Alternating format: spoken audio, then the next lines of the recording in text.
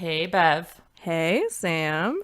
What you drinking over there? Well, it is 11 o'clock in the morning, so I decided to be a decent human being and just put some rum chata in my coffee. And it is quite delicious. That does sound very decent of you. Yeah, I feel like I could put this in cereal because it kind of tastes like a Cinnamon Toast Crunch. So I could eat like boozy cereal, but I figured that wouldn't be great for the audio. So, Yeah, there's a reason we don't call this we drink and we eat things. right. Even though we could eat what we farm. But, anyways, what are you drinking over there? So I'm being a decent human being also, and I'm having coffee with some old Smoky Mountain Java moonshine in it Ooh, and peppermint creamer. It's quite delightful. It's very seasonal and boozy and coffee. it sounds fancy too. Yeah, I mean, what more could a person ask for? I don't know. Maybe like a like some bacon with that. I don't know. Yeah, I could totally go for some bacon right now. But, Bacon. anyways, welcome to We Drink and We Farm Things, the Minisode. Yay! Hooray! Finally, we're doing a mini-sode where we're not interviewing somebody, even though we love interviewing somebody's. So I'm pretty excited to deep dive into a new topic. Yeah, I am too. So, in case you don't know what a minisode is, it's just kind of where Sam and I interview somebody or we just talk about one thing and we do our best to keep the BS down. But I mean, who are we kidding? We're gonna bullshit a little bit because that's just what we do. We drink and we bullshit. It's who we are. We can't stop being who we are. Yeah. And thank you, Ashley Kiernan, for sponsoring our drinks this minisode. Cheers, lady. Cheers. And this minisode is just for you. And you requested it long, long ago, and we're just now getting to it. But we wanted to do you justice in your request, so we hope you enjoy this episode all about goats. Hooray! I should have made a goat bleeding noise right there, but Meh. there we go. Sam does much better sound effects than Bev does. Meh. That's the most I can do. That was pretty good. That was pretty good. Was it? Okay, good. Yeah. And that's our episode for today. Thanks, guys. We hope you enjoyed this mini. It was very mini. Merry Christmas. Happy New Year. Okay. But in all seriousness, we do want to go over some I wouldn't say this is like a deep dive necessarily. I think we're going to glaze over a lot of different goat topics, and then we'd love to get feedback from you guys about if, did we miss something? Is there like another technique that we could have talked about? Is there a section that we talked about that you want more information on? So you can give us feedback via email, drinkandfarm@gmail.com, or you can go over to our group, We Drink and We Farm Things, and give us your feedback there. Yeah, because we want to talk about the things that you want to hear about. Yes, yes, we do. Even if it means you tell us and then we do it like 6 months later. Hey, we do what we can. We do. So, Sam, when you decided to get into goat farming, how did you find your goats? Well, I did a Google search and I found this farm called Resurrection Ridge.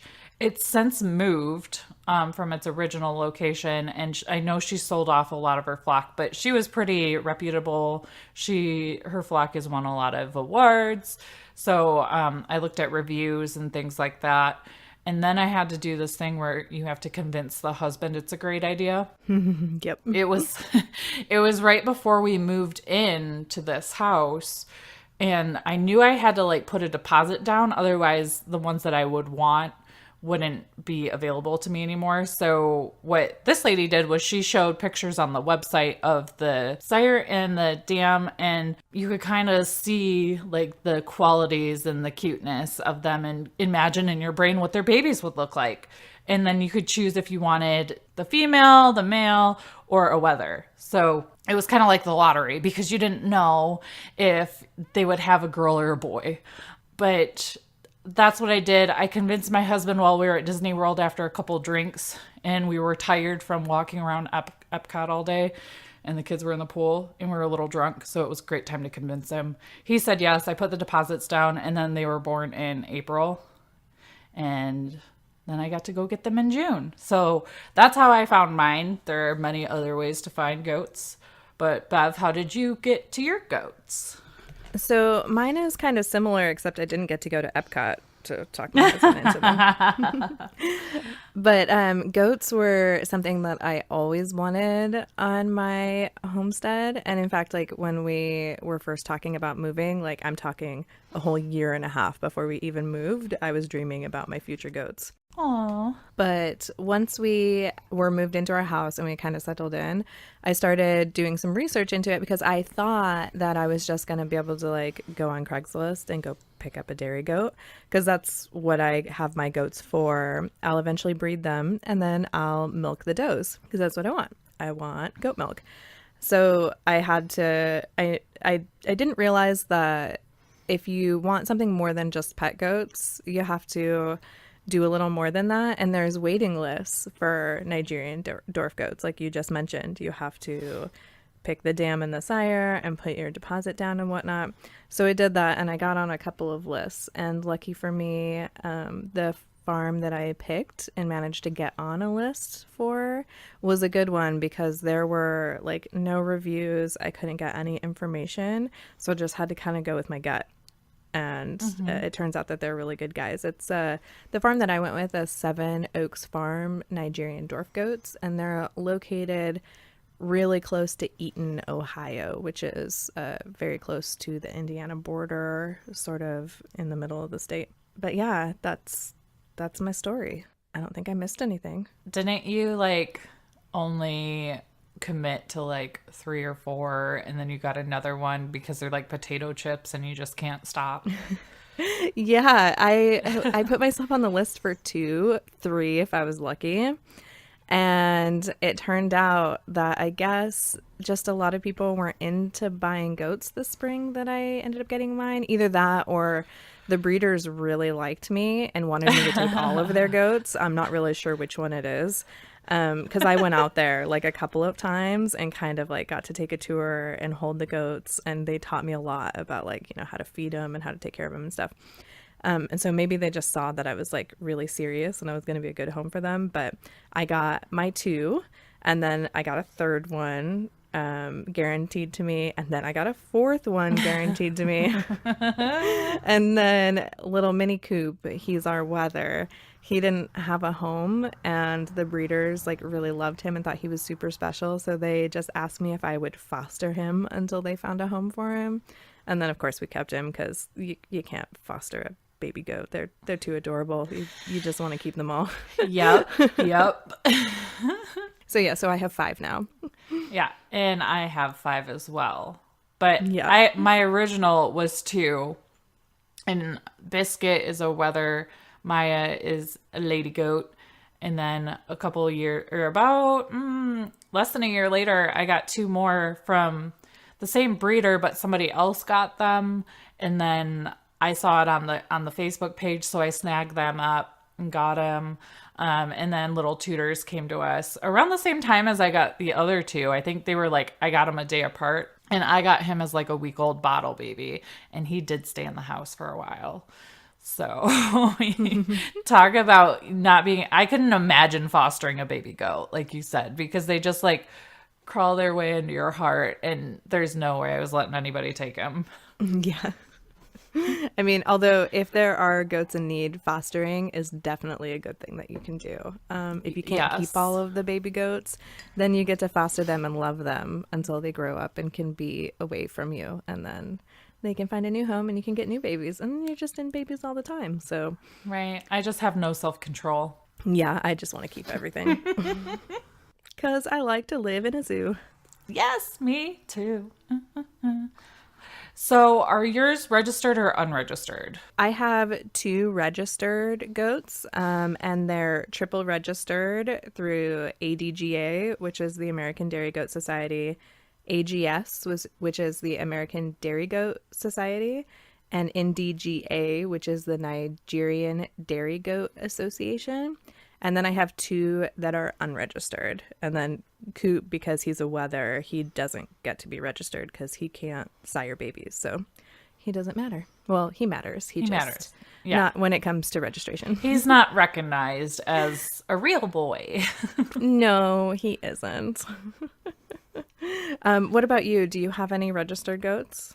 So Maya is actually the only one that's registered. The reason Diana's not registered is because she has I forget what it's called.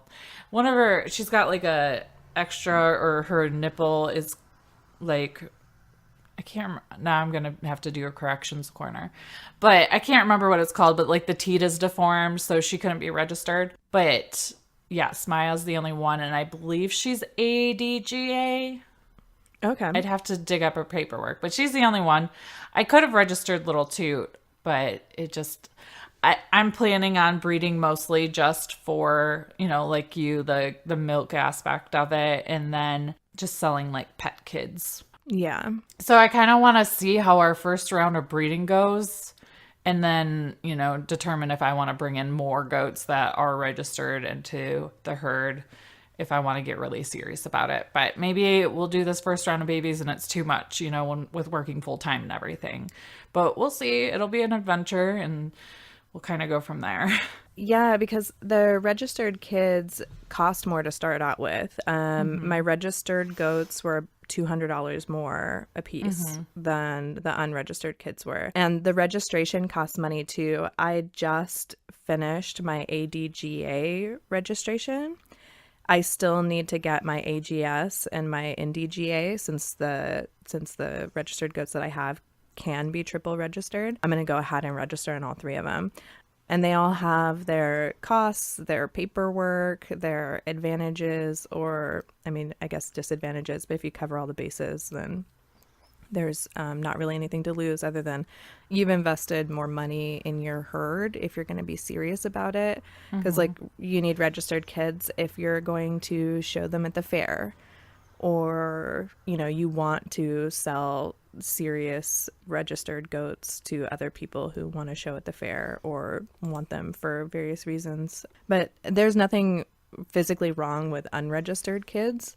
Just at some point their parents weren't registered, and that's why they're unregistered. So they could totally conform to all of the dairy coat standards and provide you with the best milk you've ever had and be unregistered. So Right. yeah, if it's just for fun, then you may not necessarily want to go through all that trouble. I decided I'm going to kind of tiptoe into it to see where it goes, because making money on my farm wasn't something that was in my farm plan.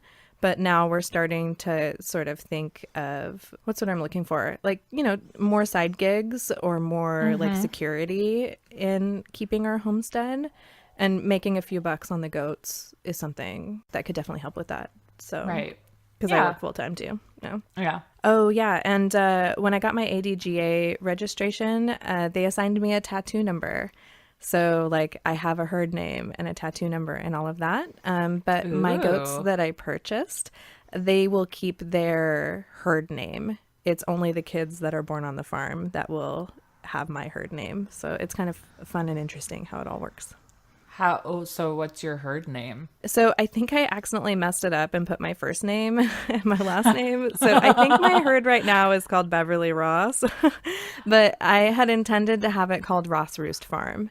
Aww. So I need to figure that out and contact whoever I need to contact to fix that, because I filled it all out online. Their websites are all kind of, what's what I'm looking for, like old. Not intuitive. Yeah. So I got my like certificate, that you can like frame and hang on the wall, and it just says my name on it. And I was like, I think I messed this up. That's all right. I'm sure I can fix this, or I'll just register again. Because it was $45 to do the ADGA registration, which is why I only registered with one for now. Right. Because I wanted to go through the process and make sure that I didn't, like really screw something up. That's fair. Which, it turns out I might have. So, adventures in learning how to register yourself. Woohoo. And when you get your first baby goats, you're going to have to decide whether or not you want to have horned or disbutted goats. So yeah, horned goats are, I feel like it's sort of obvious, but they're goats that have their horns that they are born with. But not all goats are born with horns. Some are polled, which means that they are naturally hornless. Right. So you probably, if you're in any goat groups, you might see that sometimes there's heated debates over keeping horns on your goat or disbudding them, where you take the horns away from the goat. And we'll get into the details of that. But we're not recommending one or the other. Right now, we're just kind of supplying you the options and why horns are good, why they're bad, and why disbudding is good or why it's bad. So Bev and I both have disbudded goats in our flock because you kind of have to choose one or the other. So this is something you probably want to think about before you invest in goats, because disbudding needs to take place pretty early on in the kid goat's life. So if we back up to why horns are good, they actually serve a lot of utility purposes for the goat. They help regulate temperature in hot weather. They're really good for itching, and they can serve as protection against predators. But I don't know about you, but my goats are scared if I like throw a little beach ball in their pit and they run away. So I don't know how brave they actually are.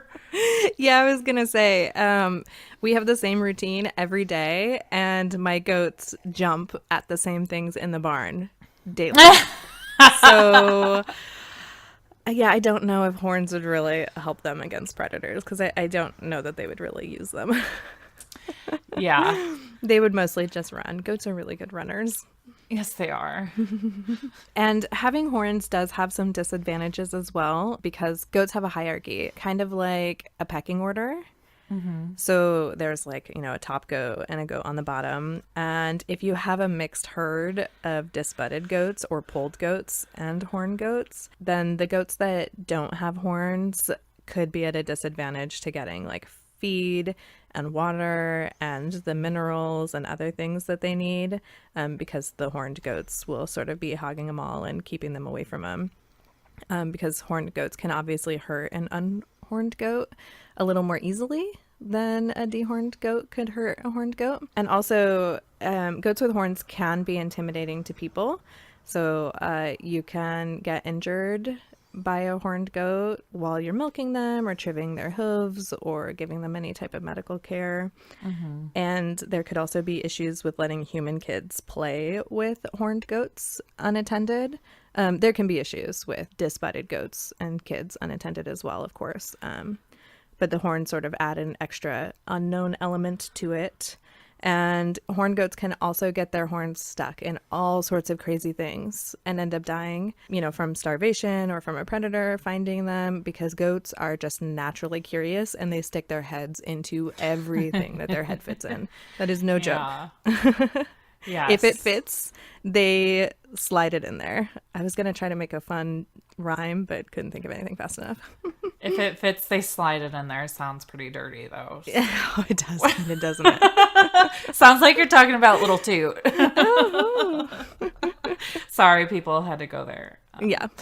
But yeah, so disbudding, after you heard all of those disadvantages of having horned goats, you're like, well, why wouldn't I want to disbud my goat?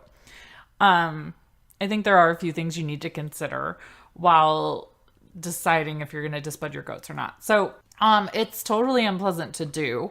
I've never done it, but I've seen it get done. Luckily, with the 4 that I got from the breeder, the disbudding took place and I didn't have to witness it. But with Tudors, he was a week old when I got him. And you typically want to do it within the first couple weeks of their birth because you don't want them to get too big, because then it gets a little more complicated. But basically, they use this tool that, or at least I don't know if there are other ways to do it out there, but this is how it was done to my goat. They take this like iron and put it over the little nubbin of the horn setters coming in, and they essentially like burn it off.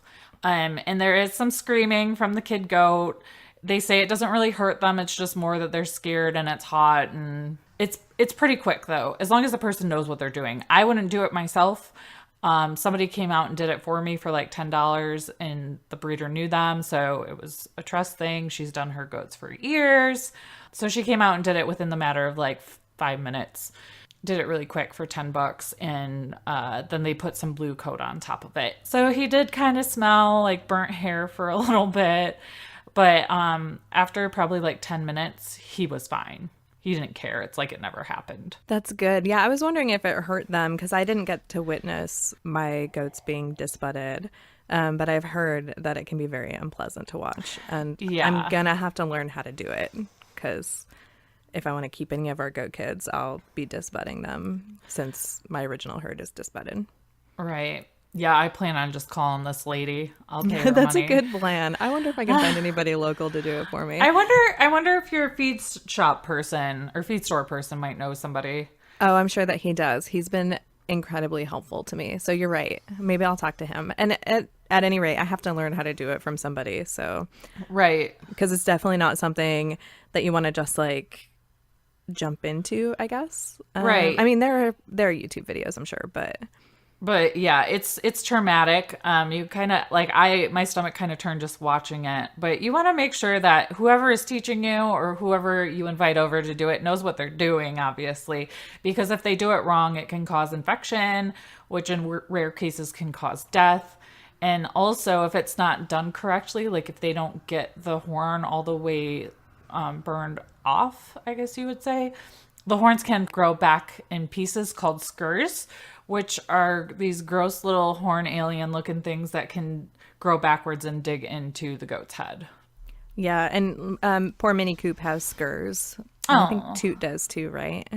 I think he's just got a little like nubbin that's kind of pointing up, so we're keeping an eye on it. Oh, okay. Yeah, Coop breaks his skir off all the time, which can be pretty gross because it bleeds a lot when it breaks off. A little blood stop powder or cornstarch can take care of bleeding if you find that it just, won't stop. But his also sort of grow back and into his head.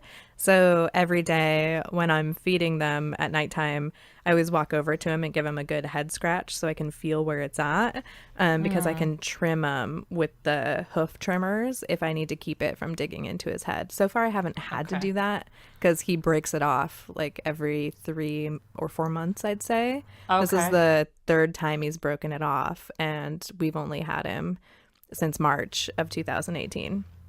Okay. So he breaks it off pretty often because, they headbutt each other. So, Right. Yes. But yeah, I also have a polled goat in my herd as well. Actually, I have 2 polled goats. Oh. Tonks is polled, and so is Sky. But interestingly enough, Sky's polled horns are starting to kind of grow in, which feels really weird. I can't find any information on the internet on it, but she has like teeny tiny horns. They're like the length of half of my pinky, and they're a little sharp, and they're hidden underneath the fur that's on her head, so you can't see them. You can only feel them. But I'm just going to leave them alone because there's no point in burning them off now. And they're so small, they can't cause any harm to anybody. So I'm just kind of keeping an eye on it. I'll have to ask the breeder about them when I see him because I think that he's going to be where I take them to be bred the first time. So. Okay. All right. So I guess the next topic we could talk about is whether you should have bottle babies or if they should just be weaned from mom. Yeah. And it's funny. I feel like everything in like the chicken keeping and goat keeping world, it's all a hot debate. I don't understand why people just can't see that there are advantages and disadvantages to doing things each way, and you kind of got to do what works for your farm. Right. But yeah, obviously, getting goats weaned would mean that you leave them with their mom until they don't need to drink her milk anymore, and then you pick them up then. And a bottle baby you can take as soon as they've had their fair share of colostrum, because it's really important that a baby goat gets that first colostrum from mom, because that's what's going to give their immune system a boost. Right. So at a couple days old, you can pick up a bottle baby. For their Biscuit and Maya, we got them around 6 to 8 weeks old. They were 2 weeks apart. So they were both bottle babies when I got them. I do believe that breeder separates them from mom, maybe. I'm not sure, because mom was pretty upset when I took one of her babies before, which was heartbreaking. Yeah. Leaving the farm and mom just like wailing as she sees me walking away with them. Yeah. Heart-wrenching. But with tutors, he was bottle baby all the way after the colostrum. Now, if mom isn't wanting to feed the babies at all, you can get colostrum replacers at your feed store. Big box feed stores definitely have them. But obviously, and we could probably say breast is best for this. It's, usually more convenient to just have mom give them that, especially if they are born when you're not around. But it might be a good thing just to keep a small bag on hand, just in case, worst case scenario, your doe is giving birth and then is like, screw this. I don't want this baby hanging around my udder. That was a really awkward way of saying it, but you know what I mean. Sometimes they just don't know how to be moms. Same with like a chicken. If they hatch an egg, they might end up like pecking the chick to death because they don't understand what it is. So, sometimes it just doesn't go as planned. So it's good to have that there on hand just in case. But what we did with tutors was we had a powdered milk replacer from a big box store. And we also did whole milk as well. So we did like half and half, or I should say we did more of the powder milk replacer and then some milk. And then eventually we like shifted the ratio slowly as we went from 1 week to 8 weeks. And then he got weaned around like 12 weeks because he was a very spoiled boy. I wanted to add one more thing to having the powdered colostrum on hand. If you are ever going to breed your goats, you want to keep it on hand just in case something happens to mom and she gets an infection or passes away unexpectedly during birth, because it's really, really important that they get that. I honestly can't tell you off the top of my head why, but I have read that it's like very necessary. You can't just take like a goat that has just been born and just give them milk. They have to have that first. So right. I think it has to do with immune systems for the goats. Yeah, that would totally make sense, right? Yeah. 2 of my goats I got, or no, 3 of our goats. I got Sky, Tonks, and Coop as bottle babies. And I just gave them raw cow's milk. That worked just fine for them because I have an Amish farm that I can get raw milk from. So I just added to my milk order every week and they got to drink raw cow's milk. You can also just do like the whole pasteurized cow's milk as well. Or, the milk replacer is great also. And you can add the extra vitamins to the milk if you want to by adding 10 drops of polyvisol to the milk, which is like a liquid baby vitamin. You just have to be sure that you got the baby vitamin that doesn't have iron in it, because iron messes with a goat's ability to absorb copper. And copper is absolutely necessary in a goat. So you want to make sure that you don't mess with that.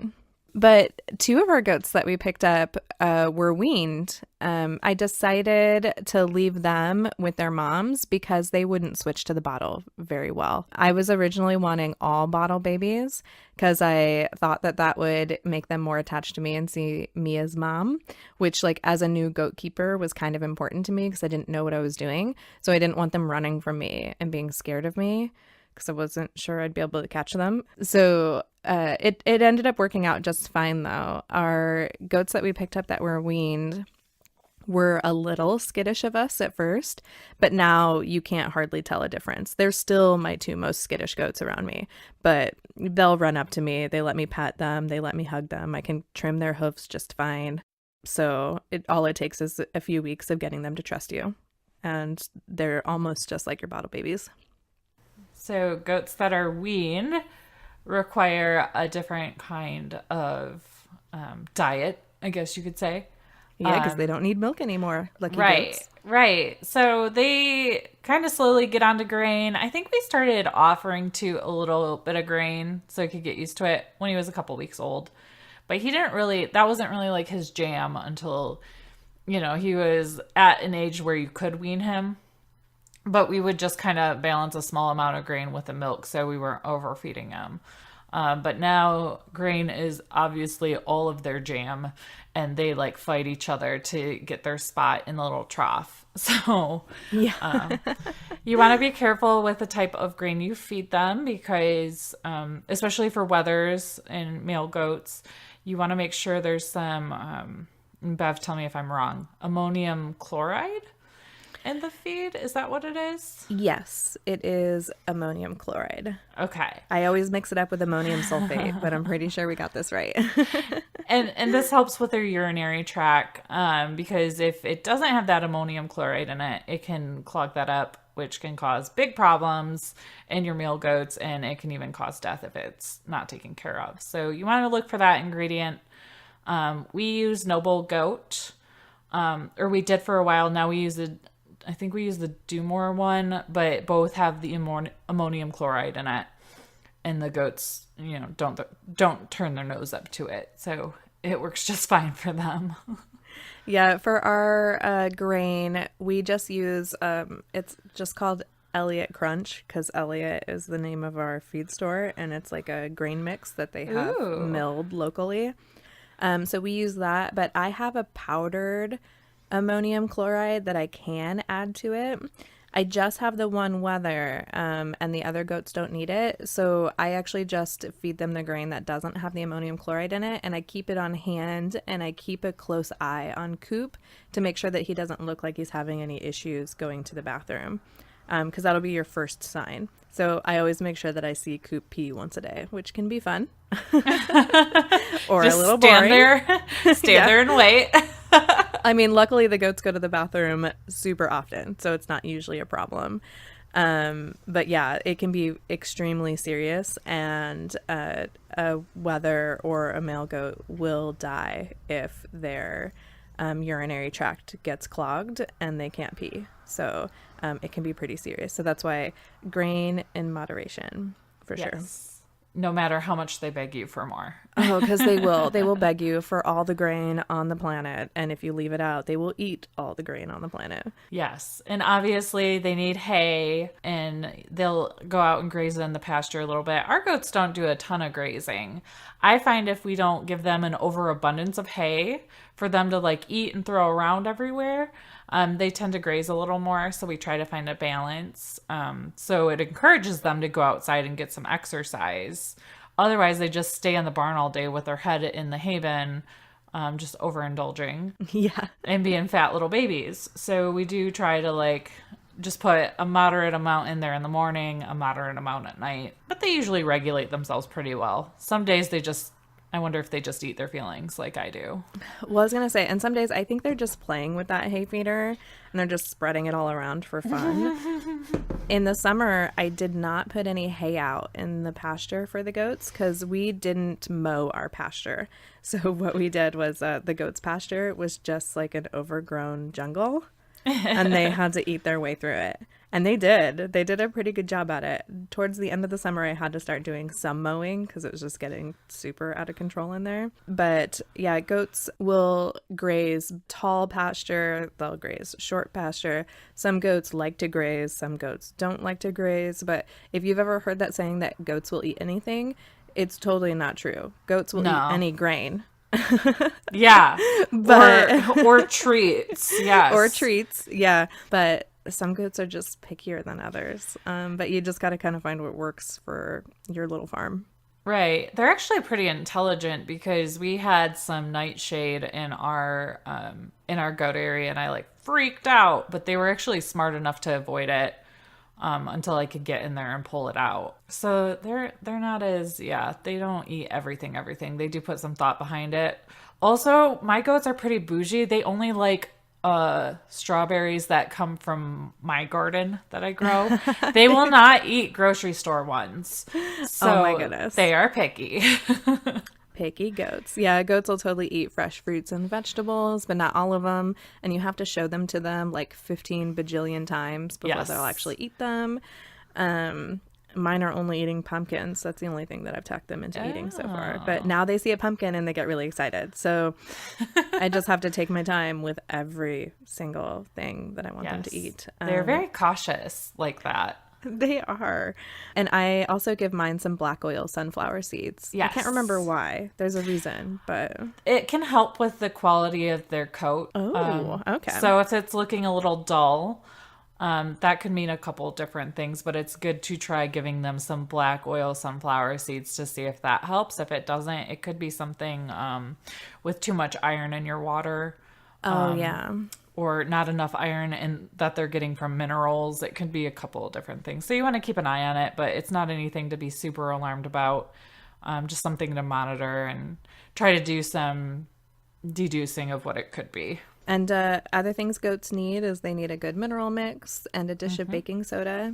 You know, baking soda you can get at the grocery store, a good mineral mix from any feed store that sells stuff for goats will have something. But otherwise, yeah, they're pretty, they're relatively easy to take care of once you get it down, what they'll eat Yes. and what to feed them. Yes. For sure. So yeah, bottle babies are obviously more time consuming at first, but we'll see you as mama right away. And wean babies will be a little easier at first because they learned how to goat from mom.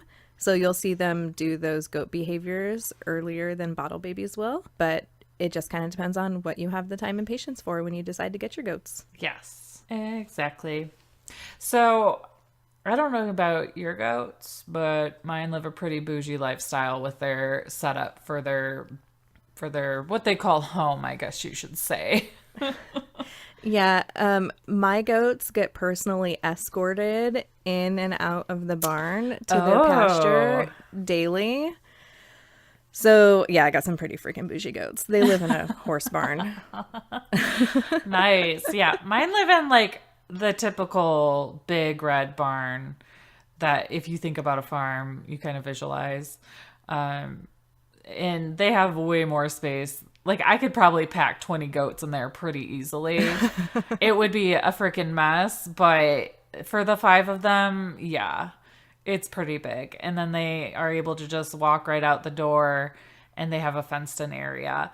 I don't think that our fenced in area is probably nearly as big as your pasture, but I have been slowly talking my husband into extending the fence area. Maybe adding like a door in between an extended fencing area. So like, you know, in the winter, they're not going to go all the way out there because they hate walking in the snow. Yeah, they do. But they, you know, in the summer, they're just crazy goat energy and they'll zip around. So I would say, you know, between the two of us, our goats live a pretty upscale lifestyle, but goats are actually pretty low maintenance for what they need for shelter. Yeah, they can be in just like a goat shed, which is what we've built in our pasture. We just haven't quite finished it. I want it to have a door just because I'm an anxiety-ridden goat mom, so I want to close them in their goat shed every night and let them out every morning, kind of like you do the chickens. Totally unnecessary. Yeah. Well, we actually we close the door every night for our animals as well because I am also an anxiety-ridden individual, and unless I get a livestock guard dog, I will continue closing that door. Yeah. So my goats do have a shed so that they can live out in the pasture full time eventually. But we're just not there yet. We're kind of taking baby steps. Like when I first got my goats, we didn't even have a fence built. So Right. they had to live in the barn for the first 3.5 months because we didn't have anywhere for them to go. Right. Which totally just goes to show you don't have to have all the things once you get started. But you do have to intend to finish the things because they need a safe fenced-in area to be in. Otherwise, they will be all up in your business all day long, ruining all of your plants. And your neighbors will not like you very much if you have free-range goats. So Yeah. So where Diana and Cal came from, the goats that I had that were almost a year old when I got them, they actually lived like in a more, I would call it maybe a more suburban area. So they like had a backyard that they lived in, and I think they kind of had a low maintenance hut, but there just wasn't the threat of predators in the same way there would be out here or in a more wooded area. I know you have a lot of woods by you. So it kind of just depends on your paranoid level. If you know you have predators around, but they can be pretty low maintenance. I mean, I feel like at this point, mine might look at the walls and say this could use a new coat of paint, but that's just because they've been spoiled their whole life. Yeah. Most goats probably aren't going to care. Nope, they're really not. And then the last thing you'll have to kind of think about is whether or not you're gonna have vaccinated goats. Yes. And vaccinating is another one of those things that's totally up to each farm. But the most common vaccine that's given to goats is the CD&T vaccine. Yes. So definitely Biscuit and Maya got, and I'm guessing Cal and Diana all got that the way they're supposed to get it when they're younger. So I think you're supposed to give it to them at like 1 week, and then you give them a booster, I think a couple weeks later. Oh yeah, it's in the notes here, I guess. But Toot got his first one, but never got his second one. And I'm like, I keep reminding myself, I need to do this, I need to do this, I need to do this, because it's something that I need to learn myself. I know that it's something that you kind of taught yourself, and through your stories, I've learned that it's not as simple as it looks on the internet, but it is just kind of a precautionary thing that is probably a good thing for me to just buckle down and do that I haven't done yet. Well, and I have a total confession to make as well. So my weaned goats that I got, which are Darby and May, they got their first one at 4 weeks and their second one at 8 weeks because they were with the breeder, and then they came to me. So they won't need their booster until they're about a year old. My bottle babies, I gave them their first one at 4 weeks and then totally chickened out and didn't give them their one at 8 weeks. So they are both in the same boat as Toot. They got their first one but didn't get their booster. So from what I've read online, when this happened, so what I'm going to do is I'm waiting until I get the milking stand built because I don't have one yet. So when we vaccinated our goats, we had to do it by hugging them and holding them. Oh, yeah. Which is not the easy way to do it, and I don't recommend that. I'm going to give them their 1 year shot, and then in 4 weeks give them a booster. And then they'll be caught up. And then you just have to give it to them every year after that. Okay. That from what I've read online, that should be totally fine. So that's my plan. And I also keep a tetanus antitoxin on hand in case I find signs of tetanus, which we talked about that a little bit in our Minisode Drink and Coop Dreams, which is Minisode number 9. The signs of tetanus can be really hard to recognize, but it's a nice thing to have on hand in case you can happen to recognize it yourself. Yes. But the CD&T vaccine protects against 2 things. One of them is called enterotoxemia, which is caused by 2 strains of bacteria called Clostridium perfringens.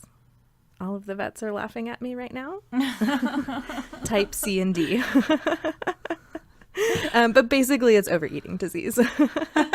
That's a little easier to say. It is. That's what enterotoxemia is. It's basically overeating disease. And the bacteria from overeating disease is present in small amounts in a goat's rumen. But when they overeat on grain, which can happen if they get into grain bins that aren't sealed properly, or a chicken coop full of chicken feed, or they overeat the protein supplement that's found in milk or a milk replacer, or they can actually get an overabundance of this when they're grazing on new spring growth as well. There's something in the young shoots that cause the bacteria to over accumulate. But basically the bacteria get too much sugar and starch, which causes them to grow and cause like toxic levels of this bacteria in their blood. I'm not like 100% sure what it is like from a scientific standpoint, but basically like it's totally toxic and deadly to goats if they end up with it. Exactly. So it's just, again, preventative, but some people might not see the need to vaccinate. Some people do want to vaccinate. I think you've told me before that originally you didn't think you would, right? Yeah, I didn't think I was going to. And I shared with Brad from Coop Dreams that I changed my mind after I listened to his story with little Wyatt Earp and how he died of tetanus. So the other thing that the CD&T protects against is tetanus, which, I mean, we all get a tetanus vaccine if our parents vaccinated us, and we vaccinate ourselves as adults. But yeah, basically tetanus happens when you get a wound that gets infected with the tetanus bacteria. which is found in rusty nails or in the soil. Basically, tetanus lives everywhere. Right. You can't get away from it. No. And newborn goat kids have tetanus immunity through the colostrum from their mama's milk, as long as their mama was vaccinated. So that's one of the reasons why colostrum is so important for a baby goat. Dun, dun, dun, dun. So yeah, those are just kind of the basics of some of the things that you'll want to think about and decisions that you'll want to make when you decide that you want to get into raising goats. Now, this was like a total like high level, this is like basic baby goat keeping 101. So we didn't deep dive into anything. So if you listen to this and you liked it and you're thinking about getting goats, we really would like your feedback on what sort of deep diving you need us to do so that we can help you out with your new goat adventure, because we love it.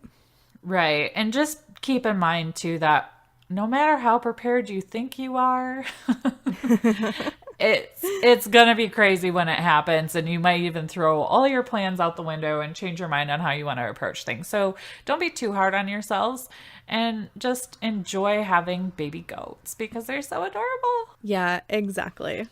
So drink, Farm, and give zero clucks. Bye, guys. We hope Bye. you enjoyed our after Christmas minisode. Woo!